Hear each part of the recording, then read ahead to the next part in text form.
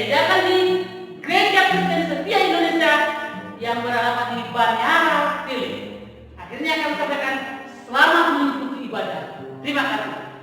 Shalom.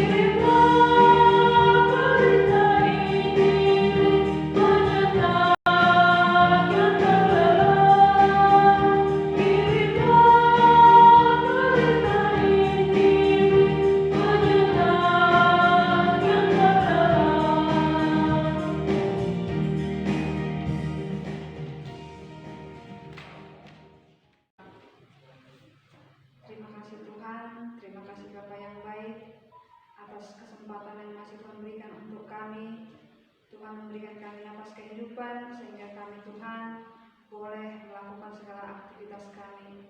Terima kasih Tuhan untuk saat ini kami boleh berada di Gereja GKSI Banyara. Kami mau melakukan ibadah Tuhan, biarlah kiranya Engkau berkenan dan hadir bersama kami saat ini Tuhan, supaya apapun yang akan kami dengarkan dari hamba-Mu yang akan menyampaikan firman-Mu dapat menjadi bekal untuk kehidupan kami nantinya. Berkati kami semua yang ada di sini Tuhan, biarlah kami Kau berikan kesehatan dan kekuatan supaya kami mampu melakukan segala apa yang kami dapat Tuhan. Terima kasih Tuhan Yesus, terpujilah Engkau, ampuni kami Tuhan atas segala dosa dan pelanggaran kami, supaya kami layak menerima segala berkat Tuhan, kami layak menjadi anak-anak-Mu. Terpujilah Engkau Tuhan, kami sudah berdoa dan mengucap syukur. Amin.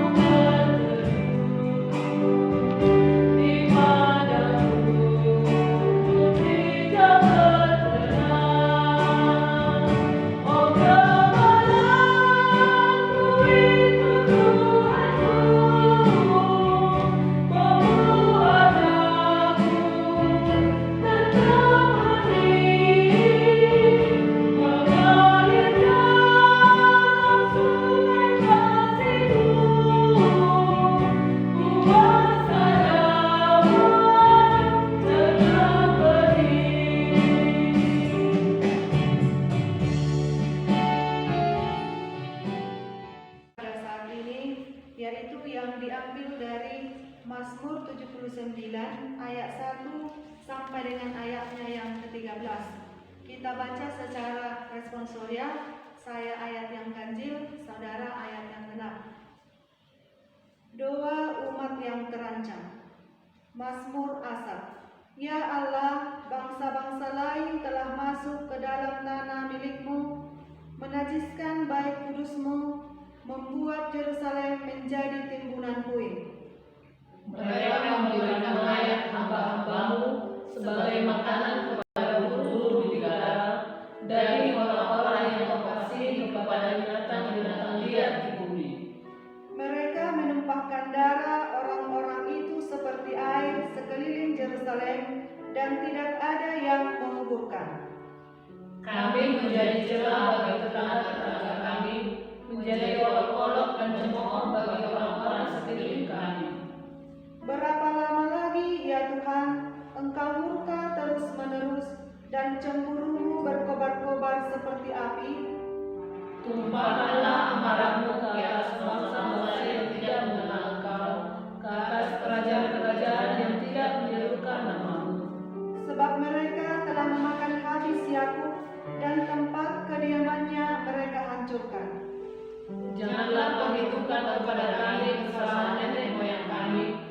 kiranya rahmat-Mu segera menyongsong kami, sebab sudah sangat lemah kami.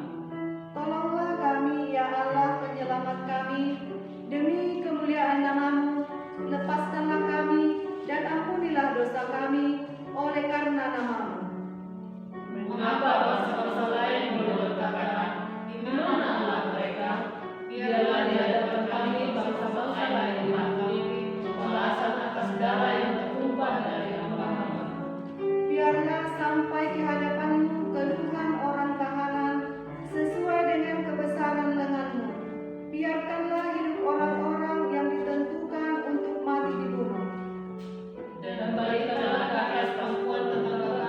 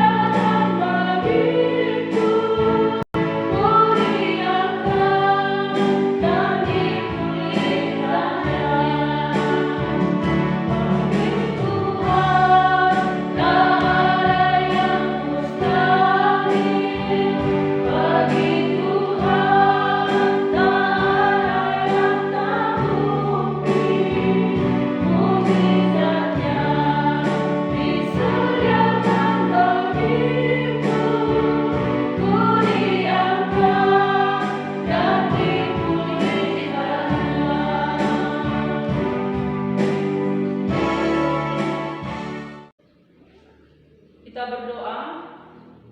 Bapa, di dalam nama Yesus kami hari ini mau mendengarkan kebenaran firman-Mu.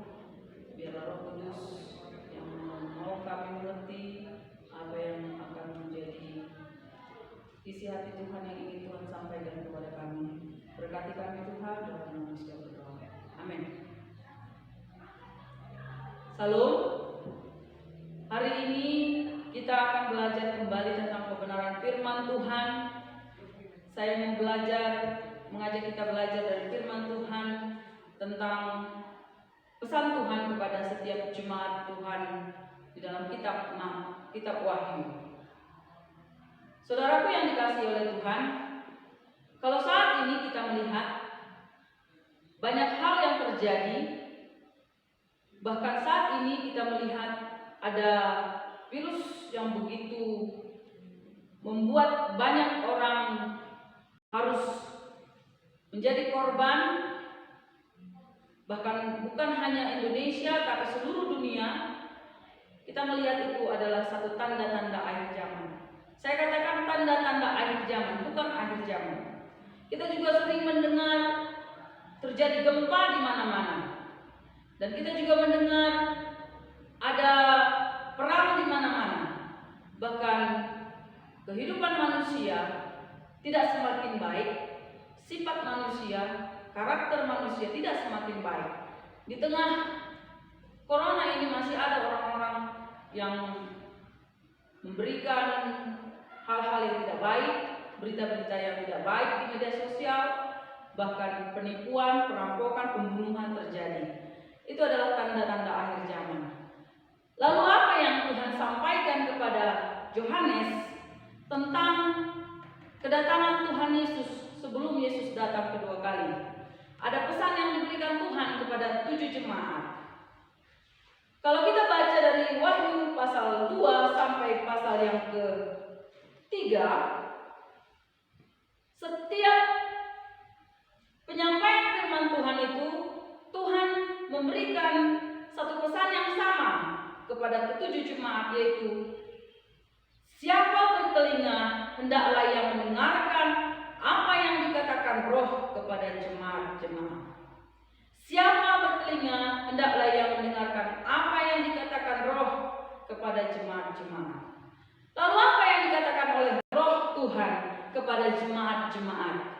Saya akan ambil intinya dari 3 jemaat untuk saat ini. Yang pertama, kepada jemaat di Efesus. Dikatakan di sana, inilah firman dari Dia yang memegang ke-7 bintang itu di tangan kanannya dan berjalan di antara ke-7 kaki dian emas itu. Aku tahu segala pekerjaanmu, baik jeripayahmu maupun ketekunanmu. Aku tahu bahwa engkau tidak dapat sabar terhadap orang-orang jahat, bahwa engkau telah mencobai mereka dan menyebut dirinya rasul, tetapi yang sebenarnya tidak demikian. Bahwa engkau telah mendapati mereka pendusta, dan engkau tetap sabar dan menderita oleh karena namaku, dan engkau tidak mengenal lelah. Namun demikian aku mencela engkau, karena engkau telah meninggalkan kasihmu yang semula. Sebab itu ingatlah betapa dalamnya engkau telah jatuh. Bertobatlah dan lakukanlah lagi apa yang semula engkau lakukan. Jika tidak demikian, aku akan datang kepadamu dan aku akan mengambil kaki dianmu dari tempatnya jikalau engkau tidak bertobat. Wahyu 2 ayat 1 sampai yang kelima ini. Tuhan memuji apa yang dilakukan oleh jemaat Efesus yang sabar menghadapi segala cobaan, yang sabar menghadapi setiap hal-hal yang dilakukan orang jahat kepada mereka. Tapi Tuhan mengingatkan mereka untuk bertobat kembali kepada kasih mula-mula mereka. Apa itu kasih mula-mula? Ketika kita pertama kali bertobat, kita mengenal Yesus untuk pertama kalinya, kita jatuh cinta kepada Yesus. Mungkin yang kita lakukan itu sangat luar biasa, sama seperti kita sedang jatuh cinta kepada orang yang kita kasihi. Kita ingin selalu bertemu dengan dia, kita ingin selalu berkomunikasi dengan dia, kita ingin selalu menyenangkan orang yang kita kasihi. Begitu juga ketika kita bertemu dengan Yesus pertama kalinya, kita ingin selalu bertemu Yesus, kita ingin selalu menyenangkan hati Yesus, kita ingin selalu dekat dengan dia. Tapi di dalam Wahyu 2 ini kepada jemaat Efesus, Tuhan Yesus mengingatkan hal-hal yang itu tidak lagi dilakukan oleh jemaat Efesus. Mereka mulai meninggalkan kebiasaan mereka untuk dekat kepada Tuhan, menyenangkan hati Tuhan, lebih lagi berdoa dan mengambil waktu-waktu khusus dengan Tuhan. Saudaraku yang kekasih dalam nama Yesus, kita seringkali seperti itu. Seiring perjalanan iman kita, mungkin saat kita mengenal Yesus, merasakan kasih Yesus yang mula-mula itu, kita merasakan kehangatan kasih-Nya, ingin bersama Dia terus. Ada waktu-waktu doa kita, ada waktu kita untuk membaca firman Tuhan, kita ada waktu kita untuk menceritakan kebaikan Tuhan kepada setiap orang. Tapi seiring waktu kadang kita mulai lemah, mulai melupakan apa yang sudah kita lakukan sewaktu kita pertama kali merasakan kasih Yesus. Lalu Yesus menegur mereka, bertobatlah dan kembali kepada kasih mula-mula.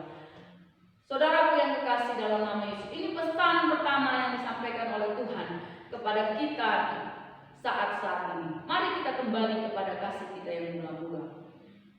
Hal yang kedua yang disampaikan kepada jemaat di Smyrna, saya bacakan dalam Wahyu 2 ayat yang ke-8 sampai ayat yang ke-10. Dan tuliskanlah kepada malaikat jemaat di Smyrna, inilah firman dari ayat awal dan yang akhir, yang telah mati dan hidup kembali. Aku tahu kesusahanmu dan kemiskinanmu, namun engkau kaya, dan fitnah mereka yang menyebut dirinya orang Yahudi, tetapi yang sebenarnya tidak demikian. Sebaliknya mereka adalah jemaat iblis. Jangan takut terhadap apa yang harus engkau derita. Sesungguhnya iblis akan melemparkan beberapa orang dari antaramu ke dalam penjara, supaya kamu dicobai dan kamu akan beroleh kesusahan selama 10 hari. Hendaklah engkau setia sampai mati, dan aku akan mengaruniakan kepadamu mahkota kehidupan.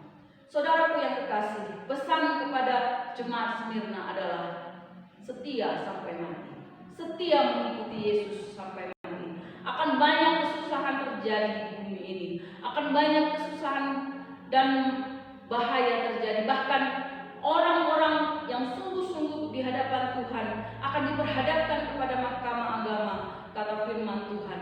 Tapi Tuhan menuntut kita untuk setia sampai mati. Saya pernah melihat dalam satu rekaman ada lagu yang berkata seperti ini, saya mau iring Yesus, saya mau iring Yesus sampai selama-lamanya. Pujian itu harus kita resapi, bahwa kita akan mengikuti Yesus sampai selama-lamanya. Kita setia walaupun banyak hal yang akan mengganggu iman kita, banyak hal yang akan menguji iman kita. Bahkan ketika orang akan menyalibkan kita karena iman kita, menyalibkan kita bukan hanya dengan salib yang seperti Tuhan Yesus, menyalibkan kita mungkin dengan fitnah, dengan perkataan atau berita yang tidak baik yang disampaikan kepada orang lain mengenai kita. Itu adalah salib yang harus kita tanggung. Tapi Tuhan Yesus berkata, berbahagialah kita kalau karena namanya kita dianiaya. Berbahagialah kita karena mahkota kita besar di surga. Itu firman Tuhan. Kita harus setia sampai mati. Itu pesan kedua yang Tuhan berikan kepada jemaat di Smyrna. Jemaat Pergamus, Tuhan juga menyampaikannya. Pesan yang ketiga, bahkan pesan ini juga 2 kali Tuhan Yesus katakan di hadapan Yohanes kepada jemaat Pergamus dan kepada jemaat Tiatira, yaitu jauhi perzinahan, jauhi penyembahan berhala. Saudara yang kekasih dalam nama Yesus, akan banyak penyesat-penyesat di akhir zaman ini. Akan banyak pengajaran-pengajaran yang luar biasa yang mungkin akan membuat kita terpesona. Tapi ingat, setiap pengajaran harus kita uji. Setiap pengajaran harus kita kembalikan kepada Alkitab. Makanya saya selalu mengatakan kepada jemaat Tuhan, siapapun itu, kepada kelompok binaan, saya katakan kalau kita harus setia pada gereja kita masing-masing. Kita harus setia kepada gereja di mana kita pernah berjemaat. Karena akan banyak sekali pengajaran-pengajaran baru yang akan membimbing kita, mengarahkan kita kepada hal-hal yang tidak sesuai dengan kebenaran firman Tuhan. Hal yang kedua yang harus kita ambil supaya kita jauh dari pengajaran sesat ini, baca firman Tuhan setiap hari, setiap waktu. Sehingga ketika kita menerima pengajaran, Roh Kudus akan mengingatkan kita akan firman Tuhan di dalam Alkitab. Firman Tuhan akan memberikan jawaban-jawaban akan keraguan kita ketika pengajaran lain datang kepada kita. Saudaraku yang kekasih dalam nama Yesus, dikatakan di dalam Wahyu pasal 2 ayat 14, tetapi aku mempunyai beberapa keberatan terhadap engkau. Di antaramu ada beberapa orang yang menganut ajaran Bileam, yang memberi nasihat kepada Balak untuk menyesatkan orang Israel supaya mereka makan persembahan berhala dan berbuat zina. Di dalam Bilangan 31 ayat 16, Tuhan Allah berfirman kepada Musa bahwa orang Israel harus dihukum karena mereka telah melakukan zina dengan perempuan-perempuan di Beol. Mereka melakukan penyembahan-penyembahan berhala, jauh dari penyembahan Tuhan. Lalu Tuhan berfirman bahwa mereka harus dimusnahkan. Saudaraku yang dikasihi oleh Tuhan, mungkin penyembahan berhala yang seperti apa? Sederhananya saudaraku yang kasih, ketika kita sakit, mungkin ada yang menasihati kita, ayo kita, ada orang yang bisa mengobati kita, mengobati sakitmu. Padahal dia tidak melakukannya sesuai dengan firman Tuhan. Kalau berdoa bersama-sama supaya saudara kita yang sakit ini disembuhkan, itu Alkitabiah. Tapi pergi ke dukun, alam nama lina. Saudaraku yang dikasih dalam nama Yesus, hati-hati, imanmu sedang diuji. Lalu Tuhan mengingatkan kembali, jangan berzina. Jemaat berzina, itu sudah difirmankan oleh Tuhan. Di tengah-tengah jemaat ada perzinahan. Mungkin di dalam media sosial kita sudah sering mendengar, hamba Tuhan berzina, pengerja berzina, jemaat berzina. Itu sudah firman Tuhan. Saudara yang kekasih, hati-hati. Hati-hati. Perzinahan sedang terjadi di akhir zaman ini. Perzinahan ini bukan hanya antara laki-laki dan perempuan, tapi antara laki-laki dan laki-laki, antara perempuan dengan perempuan. Itu yang saat ini bahkan tahun lalu begitu gencar, baik pihak yang menentang LGBT maupun pihak yang mendukung LGBT berdemonstrasi. Saudara yang terkasih dalam nama Yesus, ada banyak pendeta yang sudah memberkati orang-orang yang menikah dengan sejenisnya. Perzinahan sedang terjadi. Mereka mengatasnamakan hak asasi manusia. Perzinahan dilakukan dengan mengatasnamakan hak asasi manusia. Berzina antara laki-laki yang sudah bersuami dengan perempuan yang bersuami. Lalu apa yang diatasnamakan? Setiap orang punya hak untuk bahagia, katanya.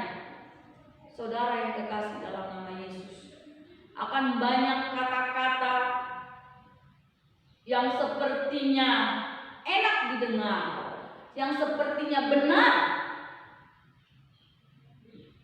tapi sesungguhnya ketika itu tidak sesuai dengan firman Tuhan, itu bertentangan di hadapan Tuhan. Sama halnya seperti pengajaran Bileam. Dia menganjurkan orang-orang Israel untuk boleh berzina dengan perempuan-perempuan di Beor. Itu dikisahkan di dalam kitab Bilangan ayat 31 sampai Bilangan 31 ayat 16. Saudaraku yang terkasih, saat ini mari lihat dirimu. Apakah engkau masih berpegang dengan firman Tuhan? Apakah engkau masih berpegang dengan pengajaran yang murni dari Injil Tuhan? Oleh karena itu, kita harus berhati-hati ketika pengajaran-pengajaran lain mengatakan demi ini dan demi itu, yang seakan-akan itu baik dalam pandangan manusia. Berhati-hati.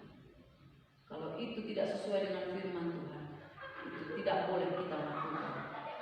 Saudaraku yang terkasih dalam nama Yesus, hal keempat yang disampaikan Tuhan kepada jemaat di Pergamus adalah peganglah apa yang ada padamu.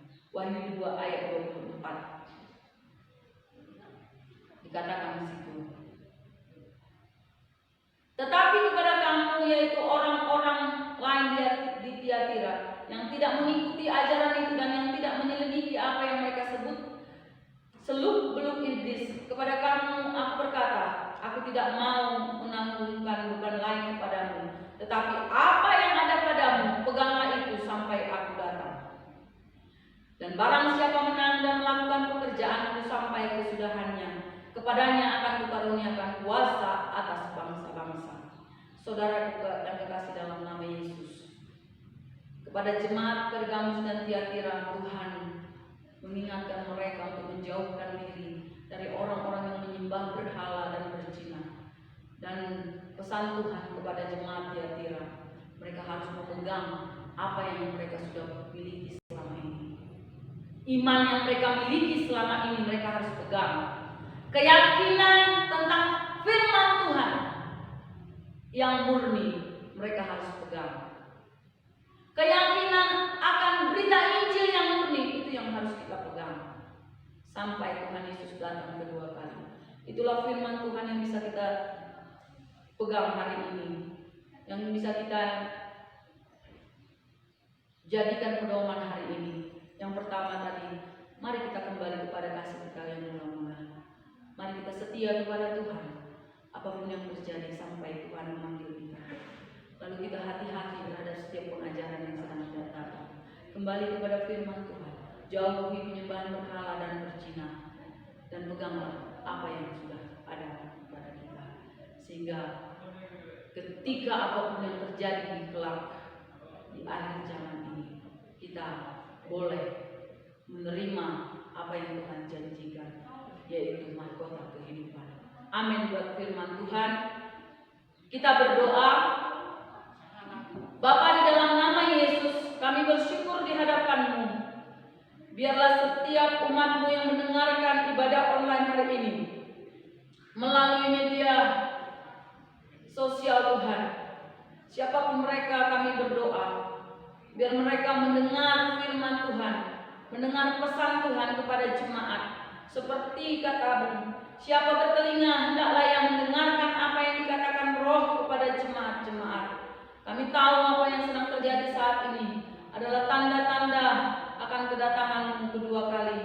Biarlah umat-Mu dipersiapkan Tuhan, biar kami kembali kepada kasih kami mula-mula. Kami tetap setia kepada Engkau Tuhan, menjauhkan diri kami dari penyembahan berhala dan zina, dan kami tetap memegang apa yang Tuhan sudah percayakan kepada kami. Pelayanan kami, iman kami, keyakinan kami akan Engkau, akan kasih-Mu tetap kami pegang Tuhan sampai kapanpun. Terima kasih Tuhan Yesus, terpujilah nama-Mu. Terima kasih. Mari kita akhiri ibadah kita hari ini. Kita berdoa doa yang diajarkan oleh Tuhan Yesus kepada kita. Doa Bapa kami. Bapa kami yang di surga, dikuduskanlah nama-Mu. Datanglah kerajaan-Mu. Jadilah kehendak-Mu di bumi seperti di surga. Berilah kami pada hari ini makanan kami yang secukupnya. Dan ampunilah kami akan kesalahan kami, seperti kami juga mengampuni orang yang bersalah kepada kami. Dan jangan bawa kami ke dalam pencobaan, tapi lepaskanlah kami daripada yang jahat. Karena Engkau yang punya kerajaan dan kuasa dan kemuliaan sampai selama-lamanya.